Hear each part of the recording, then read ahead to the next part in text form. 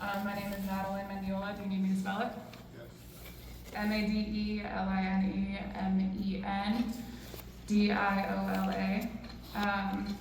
I've been a teacher within PPS over the last 5 years. Currently, I teach a class on race and social justice as well as gender studies at McDaniel High School that's being cut because of your proposed budget cuts.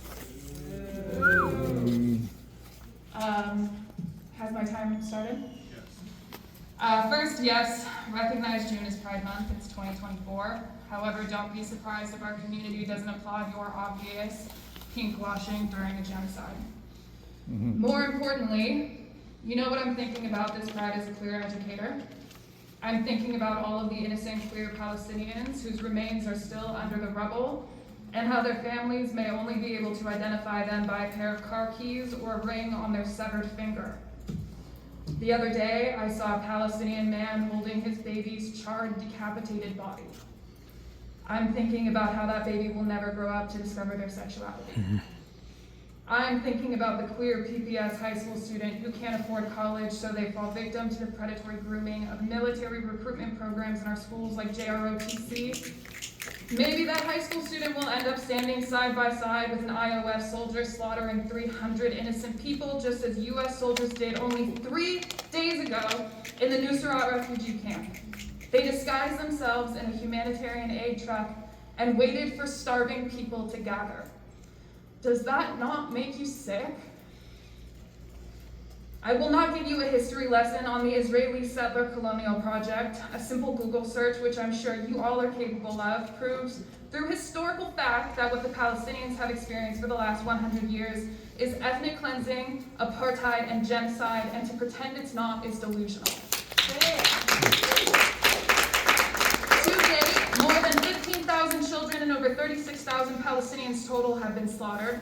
Palestinian children have such severe PTSD, there are instances of children dying from heart attacks.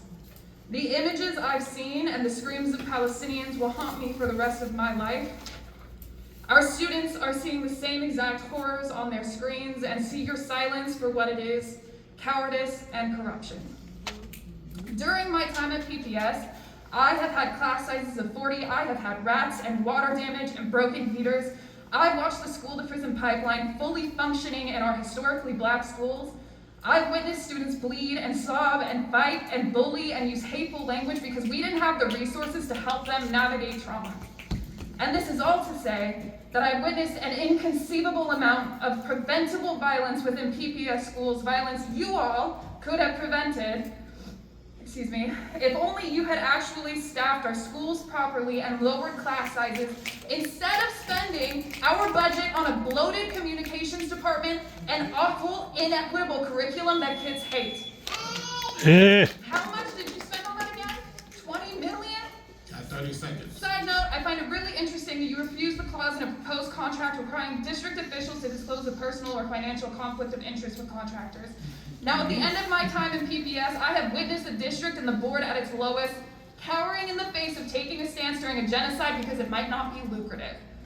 My anger sits in my chest like a rock for the suffering of the Palestinians that you and so many others have chosen to ignore, for the suffering of my students, for the suffering of my colleagues, and for my own suffering. I know that beneath that anger is a deep well of grief, and I'm going to be grieving for a very long time. Thank you.